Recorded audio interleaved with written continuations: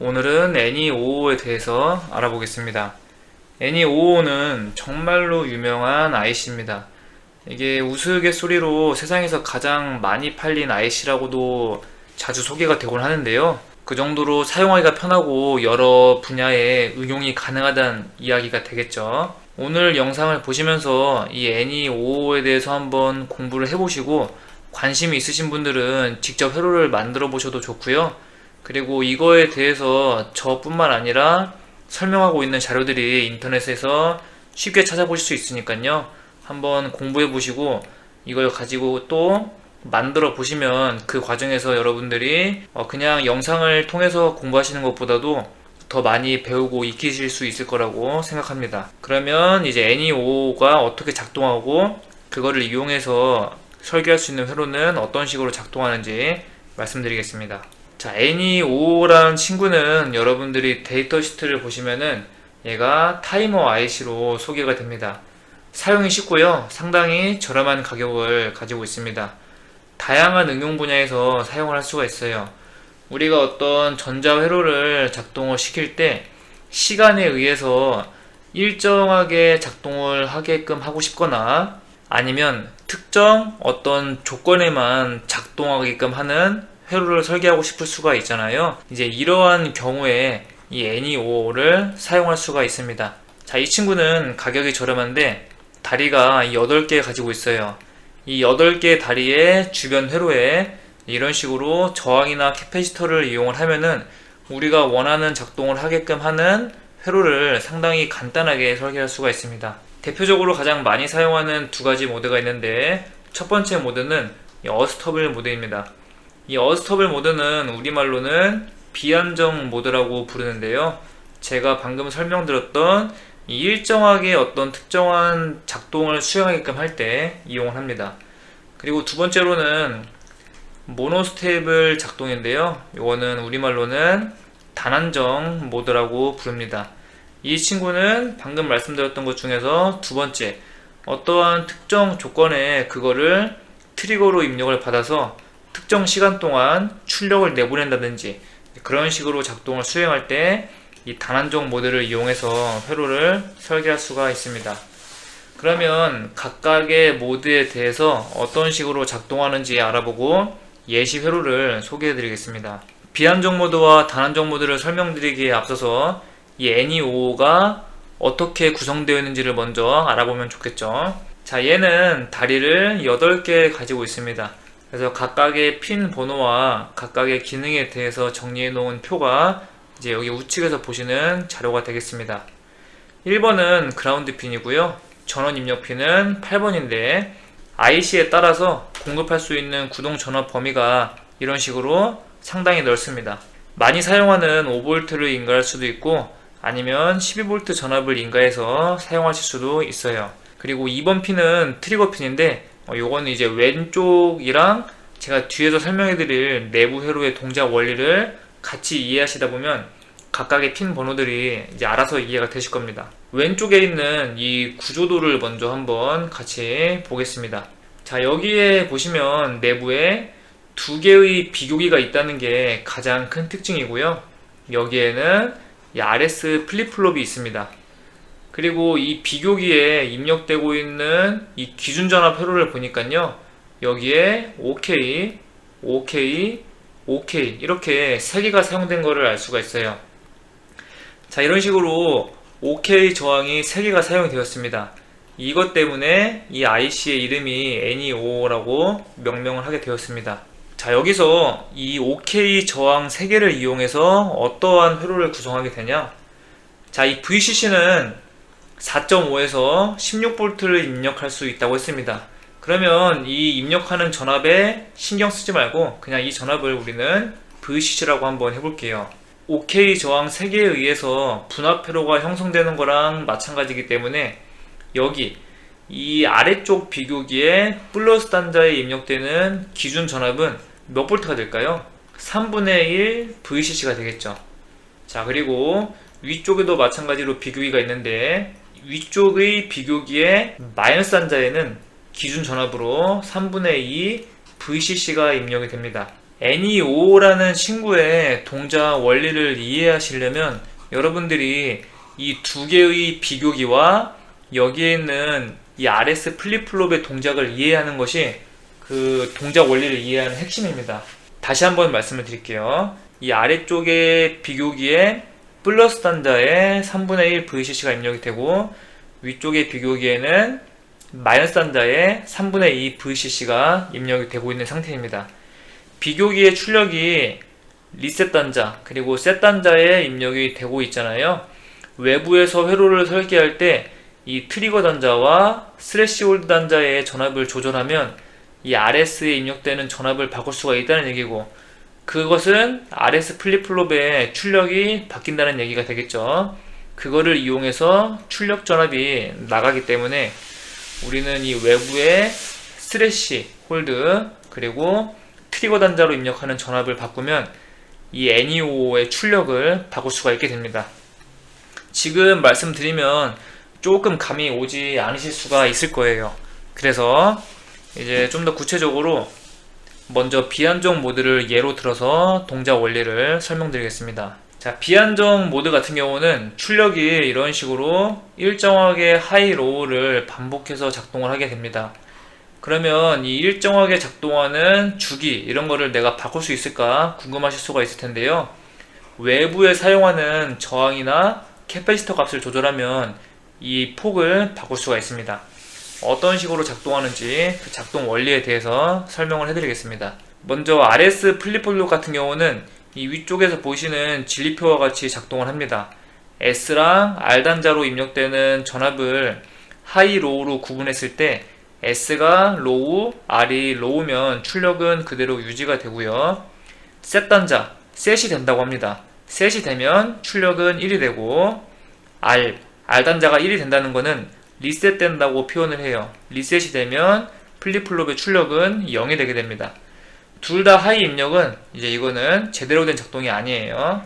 그래서 이 RS 플립플롭이 이런 식으로 작동한다는 것을 먼저 인지해 주신 상태에서 이제 이 두 개의 비교기에 초점을 두고 회로의 동작을 이해하셔야 합니다.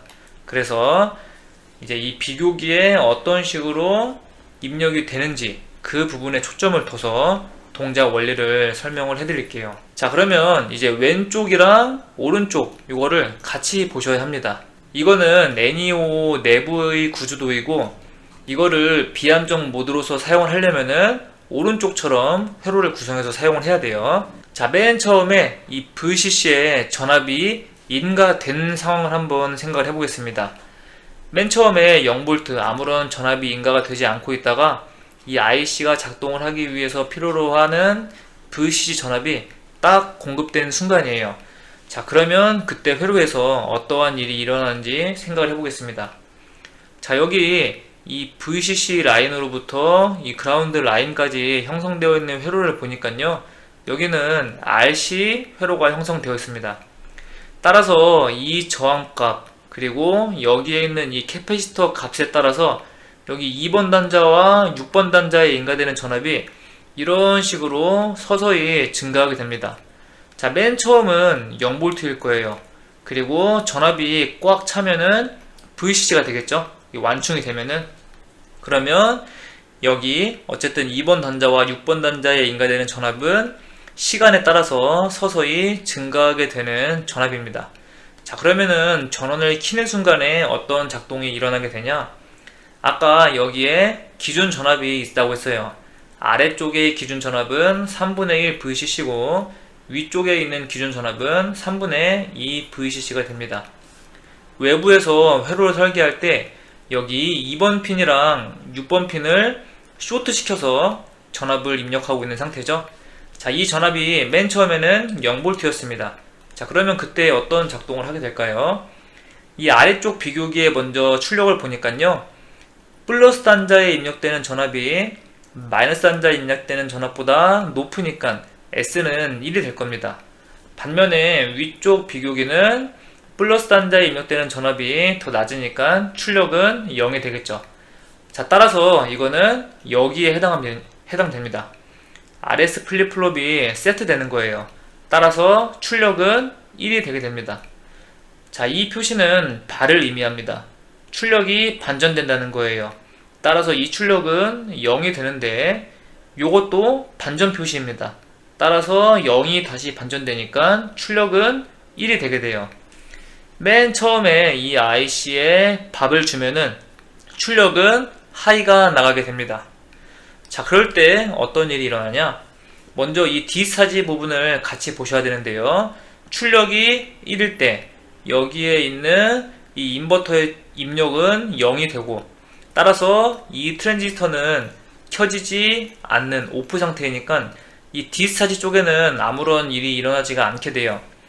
D사지가 연결된 회로가 이쪽에 해당이 되는데, 나중에 이 트랜지스터가 작동하는 조건이 되게 되면은 이 경로를 통해서 이 캐패시터를 방정시키는 용도로서 사용을 합니다. 그거는 좀 이따가 다시 한번 말씀을 드릴게요. 이제 어떤 경우를 볼 거냐? 아까 이 2번 단자와 6번 단자에 인가되는 전압이 0V로 굉장히 낮은 전압이었는데, 이 경로를 통해서 서서히 충전되고 있는 상태죠. 따라서 전압이 서서히 증가하는데, 그 전압이 3분의 1 VCC를 넘을 때 어떤 작동을 하게 되는지 한번 생각을 해보겠습니다. 자, 2번과 6번 단자에 3분의 1 VCC보다 높은 전압이 입력되고 있어요.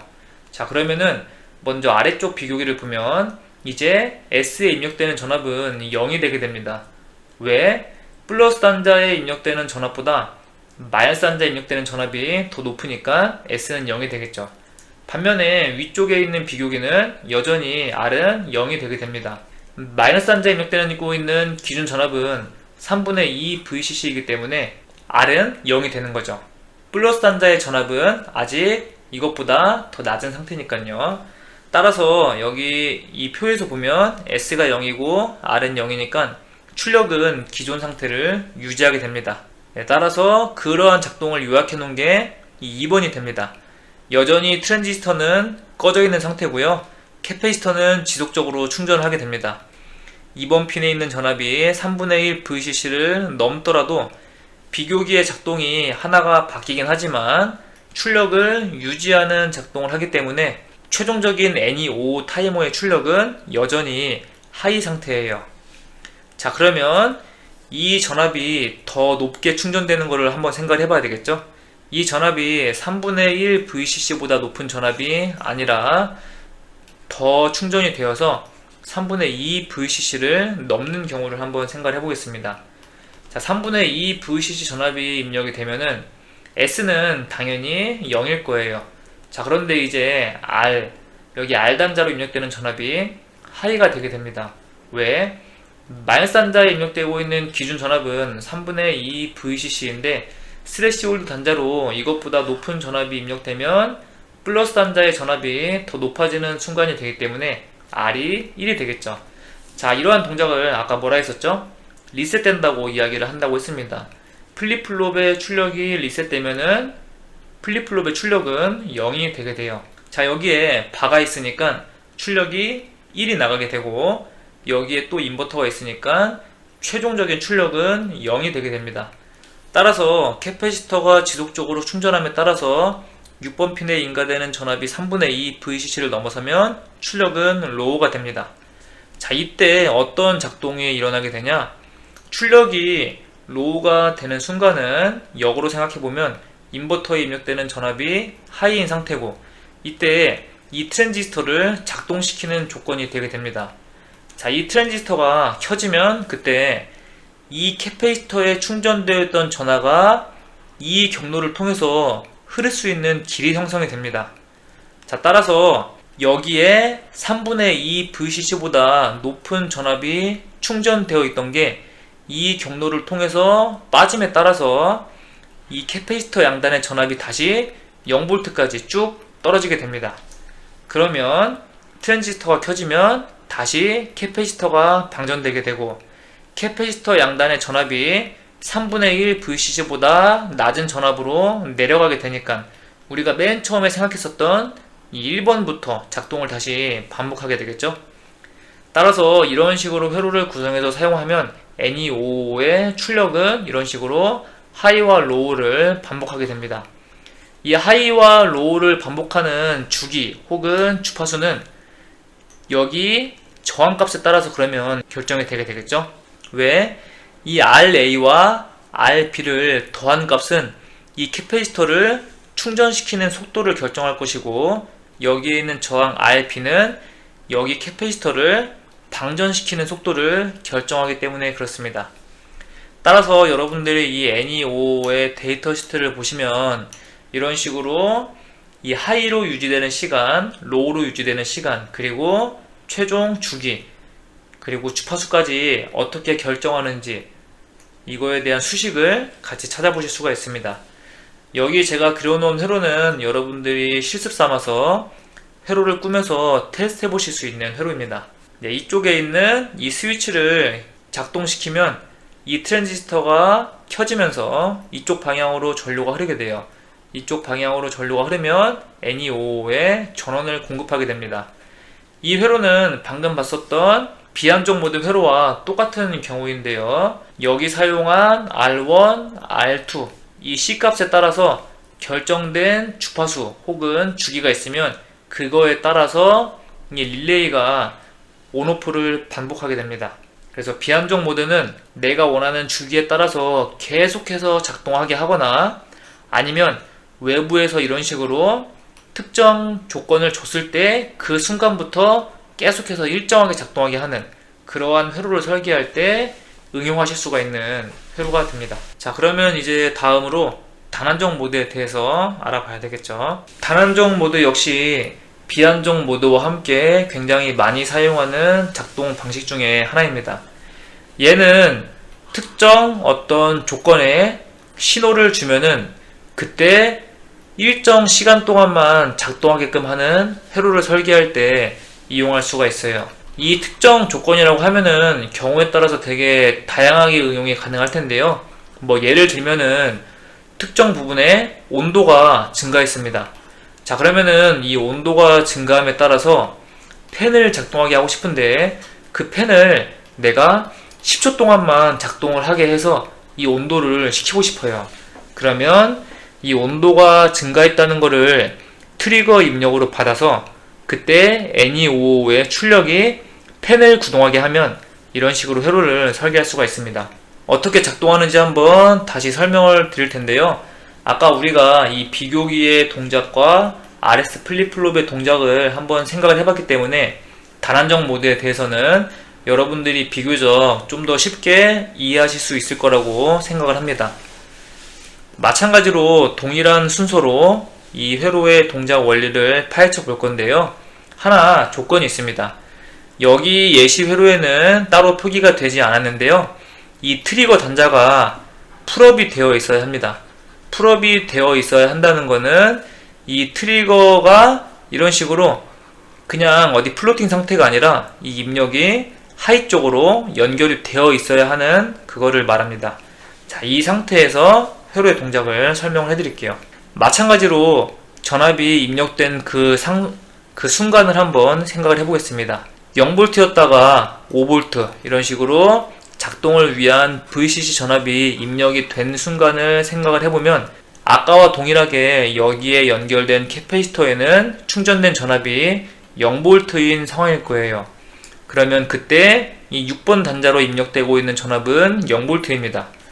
자, 마찬가지로 이 비교기와 플립플롭의 작동을 생각을 같이 해볼 거예요. 자, 이 트리거 핀은 풀업이 되어 있다고 했습니다. 따라서 풀업이 되어 있으면은 이 전압은 VCC인 상태예요. 그러면 이 아래쪽 비교기의 출력은 어떻게 될까요? S는 무조건 0이 되겠죠? 왜? 플러스 단자에 입력되고 있는 전압은 3분의 1 VCC인데 마이너스 단자에 입력되고 있는 전압이 3분의 1 VCC보다 높으니까 S는 무조건 0이 되게 됩니다. 자, 이러한 상태에서 6번 단자로 입력되고 있는 전압은 0V인 상태입니다. 스레시홀드 단자의 전압이 0V라는 말이 되기 때문에 이 위쪽 비교기의 출력을 생각해보면 마찬가지로 R은 0이 되게 됩니다. 왜 R이 0일까? 마이너스 단자에 입력되고 있는 전압 3분의 2 VCC가 이것보다 더 높은 상태이기 때문에 그렇겠죠? 따라서 S는 0이고 R은 0인 상태가 되게 됩니다. 자, 그러면 이때 출력은 어떻게 될까요? 우리가 기존의 출력을 모르고 있는 상태에서 이 플립플롭의 출력이 유지가 되는 상태라고 합니다. 그러면은 기존의 출력이 만약에 하이였다면 RS 플립플롭의 출력은 하이를 유지할 것이고, RS 플립플롭의 출력이 원래 0이었다면 0을 유지하게 될 텐데, 지금 전압을 초기에 인가하는 상태에서는 초기 조건을 모르니까 정확히 어떤 출력이 나올지를 모르는 상태겠죠. 자, 그러면은 일단 이거는 신경 쓰지 않고 이 캐패시터에 입력되고 있는 전압이 계속해서 증가하는 경우를 한번 더 생각을 해보겠습니다. 자, 이 전압이 0V였다가 점점 증가해서 3분의 1 VCC에 도달하고 이어서 3분의 2 VCC에 도달할 겁니다. 자, 지금은 3분의 1 VCC를 논하는 게 의미가 없습니다. 왜냐하면 이 3분의 1 VCC를 논하는 게 의미 있는 거는 이 트리거 단자에 입력되는 전압을 따질 때에만 해당이 됩니다. 따라서 우리는 이 3분의 2 VCC만 생각을 할 거예요. 자, 캐패시터에 충전된 전압이 3분의 2 VCC를 넘어서게 되면 그때 일어나는 현상은 이 위쪽 비교기에 출력이 바뀌게 된다는 겁니다. 플러스 단자에 입력되는 전압이 마이너스 단자에 입력되는 전압보다 높게 되기 때문에 R은 1이 되게 돼요. 자, 따라서 S는 0인 상태이고 R은 1이 되기 때문에 출력은 0이 되게 되겠죠. 자, 아까 초기 상태에 대해서 사실 이야기하는 것은 크게 의미가 없습니다. 왜냐하면 결국 플립플롭의 작동이 전원을 인가하고 어느 정도 시간을 지나면 출력이 무조건적으로 로우로 유지가 되기 때문에 그렇습니다. 자, 이때 어떤 일이 일어나는지 더 구체적으로 설명을 드릴게요. RS 플립플롭의 출력이 0이 되게 되면 Q 이쪽으로 출력되는 거는 1이고 인버터의 출력은 0입니다. 자, 그러면은 여기로 출력되는 게 하이니까 이 트랜지스터를 무조건적으로 켜게 만들겠죠. 따라서 이 캐패시터를 방전시킬 겁니다. 자, 이 캐패시터를 방전시키면은 6번 단자로 입력되는 전압이 무조건적으로 0V가 되게 될 건데요. 그때 일어나는 일은 이 아래쪽 S는 여전히 0일 것이고 이 위쪽 비교기의 출력, 이 R 단자로 입력되는 전압이 다시 0이 되게 되고 S가 0, R이 0. 따라서 출력은 로우를 지속적으로 유지하게 되겠죠. 그래서 이 전원을 인가하는 순간에 어떤 일이 일어나는지에 대해서 조금 풀어서 설명을 드렸는데요. 결국에 출력은 무조건적으로 로우를 유지하게 됩니다. 어떤 말이냐? 맨 처음에 이 트리거 단자를 무조건적으로 풀업에 연결해서 사용을 해야 된다고 했습니다. 이러한 조건에서 전압이 공급이 되면은 초기에 이 Q반은 하이일 수도 있고 로우일 수도 있을 텐데 이 회로의 작동에 따라서 어쩔 수 없이 출력은 무조건적으로 로우로 유지가 된다는 이야기입니다. 이 출력이 로우로 유지가 되고 있는 상태에서는 아무런 동작이 일어나지가 않게 돼요. 그러다가 우리는 이 트리거 단자로 로우 트리거 신호를 입력을 할 겁니다. 이 로우 트리거 신호의 조건은 이 전압이 3분의 1 VCC보다 아래로 내려가야 한다는 거예요. 3분의 1 VCC보다 낮은 전압이 들어오면은 그거를 입력으로 받아서 이 NE55는 작동을 하게 됩니다. 자, 어떤 식으로 작동을 하게 되냐? 아까는 S가 0이었고 R이 0이었으니까 출력은 계속해서 동일한 상태를 유지하고 있었습니다. 그러다 2번 단자로 이 로우 엣지 신호가 들어옵니다. 3분의 1 VCC보다 낮은 전압이 들어오게 되면 이 아래쪽 비교기의 출력이 바뀌게 될 거예요. 트리거 단자에 입력되는 전압이 플러스 단자보다 낮아지니까 S는 이제 1이 되겠죠. S가 1이 된다는 얘기는 세트라고 표현을 한다 했었죠. 따라서 출력이 1로 바뀌게 됩니다. 출력이 1로 바뀌면 이 RS 플립플롭의 출력이 1이 되는 거니까 Q반은 0이고 여기 인버터의 출력은 1이 되게 됩니다. 따라서 아까는 출력이 로우인 상태를 유지하게 됐었는데요. 트리거 단자로 로우 엣지 신호가 입력이 되면은 출력이 하이로 바뀌게 됩니다. 자, 출력이 하이로 바뀌는 순간은 인버터에 입력되는 전압은 로우인 상태이고 따라서 아까는 트랜지스터가 온 상태를 유지하게 됐는데 이제 오프 상태를 유지하게 될 거예요. 자, 이 트랜지스터가 오프면 그때 일어나는 일은 어떤 일이냐? 여기에 연결된 이 캐패시터를 충전시키게 됩니다. 아까는 계속해서 트랜지스터가 온되어 있는 상태이기 때문에 이 캐패시터는 켜질 수가 없었어요. 왜? 여기 단자로 흐르는 전압이 캐패시터로 가는 게 아니라 여기 연결된 트랜지스터로 다 흘러버렸기 때문입니다. 이 트랜지스터가 꺼졌으니까 이 전류의 경로는 사라지게 되고 여기에 캐패시터가 충전되게 되는 조건이 성립하게 되는 것이죠. 자, 그러면은 지금 일어나는 일은 출력이 하이인 상태에서 트랜지스터가 꺼지는 겁니다. 그리고 캐패시터가 충전되기 시작해요. 자, 이 전압이 3분의 2 VCC를 넘어서게 된다고 한번 생각을 해보겠습니다. 그러면 여기 전압이 3분의 2 VCC보다 높아지게 되는 거고 위쪽 비교기에 플러스 단자로 더 높은 전압이 입력되는 거니까 R이 1이 되겠죠? 자, R이 1이 된다는 건 뭐다? R이 1이 되는 거는 리셋 되는 거다. RS 플립플롭의 출력이 다시 0으로 바뀌게 돼요. 출력이 0이면 Q바는 1이고 다시 출력이 0으로 바뀌게 됩니다. Q바가 1이니까 이 트랜지스터를 다시 켜게 될 거고요. 이 캐패시터를 방금까지는 충전시키고 있었는데 다시 방전을 시키게 됩니다. 그래서 결국에는 다시 초기 상태를 유지하게 돼요. 자, 그래서 이 친구는 어떠한 작동을 하게 되냐? 이 트리거 단자가 최초에는 풀어 상태입니다. 그러면 트리거 단자의 전압이 이런 식으로 하이를 유지하고 있을 거예요.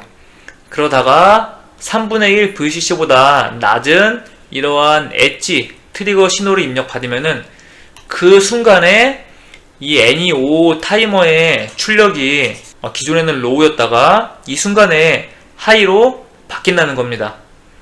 그러다가 다시 로우로 바뀔 건데요. 이 얼마나 하이로 유지할 거냐, 이거를 결정짓는 거는 결국 여기에 사용된 저항값과 캐패시터 값이라는 것이죠.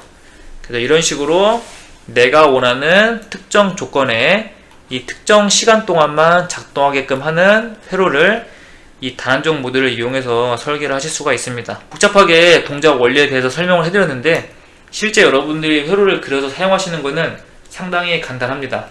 이거는 단안정 모드를 실습하기 위해서 구성하실 수 있는 회로인데요. 여기에 사용된 이 R1과 C값에 따라서 이 트리거 신호를 입력받았을 때 몇 초 동안 출력을 바뀌게 할 것인지를 결정하실 수가 있어요. 이런 식으로 트리거 단자가 풀업된 상태를 유지하게끔 하다가 이 스위치를 작동시켰다가 다시 오프시키면 이 Vout 단자로 바뀐 출력이 나가게 되겠죠. 그래서 이렇게 회로를 구성하시면은 이 Vout 단자로 출력되는 전압은 평상시에는 0V예요.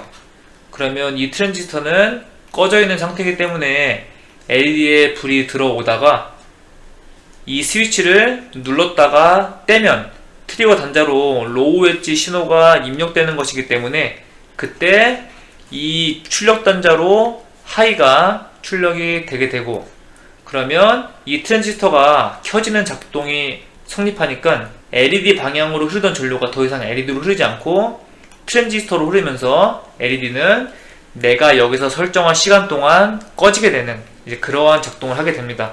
내가 여기서 출력 회로를 어떻게 구성하느냐에 따라서 방금 말씀드린 거랑은 반대로 내가 원하는 시간 동안만 LED를 켜게끔 하는 회로를 그리실 수도 있겠죠. 이제 그거는 내가 어떤 식으로 회로를 구성하느냐에 따라서 여러분들이 회로를 조금씩 바꿔서 설계를 해보실 수가 있습니다. 네, 그래서 오늘은 조금 이 NE5의 작동 원리에 대해서 구체적으로 한번 생각을 해보았습니다. 이거를 같이 다뤄보았던 이유는 얘를 실질적으로 여러분들이 사용하시는 일 자체는 적으실 수가 있어요. 뭐 지금 같은 경우는 워낙에 많은 부품들이 하나의 칩에 집적화돼서 나오니까 이제 이거를 잘 이용을 하면은 굳이 NE5를 사용하지 않더라도 더 어떻게 보면 저렴한 가격, 더 간단하게 회로를 설계할 수가 있습니다. 그렇지만 이 NE5 내부에 사용된 어떤 비교기의 이 작동 원리, 그리고 RS 플립플롭이 어떤 식으로 작동하는지, 이런 것들을 공부하고 이해하는 게 또 다른 전자회로들을 공부하시는 데에 많이 도움이 되기 때문에 이런 측면에서 영상을 제작을 하게 되었습니다. 저 같은 경우는 이런 회로를 공부하게 되면은 반드시 브레드보드 같은 데에다가 제작을 해서 테스트를 해보는 식으로 공부를 많이 했었는데요. 여러분들도 만약에 이 회로에 대해서 흥미를 느끼시고 한번 공부를 해보고 싶으시다면 제가 앞에서 소개해드렸던 예시 회로들을 직접 빵판에 구성을 해서 실험을 해보시면 좋겠습니다. 그러면 제가 영상에서 설명드린 내용보다도 여러분들이 직접 그 과정을 통해서 공부하시는 내용들이 훨씬 더 많으실 겁니다. 네, 오늘도 이렇게 긴 영상 시청해주셔서 감사드리고요. 다음번에도 더 도움되는 영상으로 찾아뵙겠습니다. 감사합니다.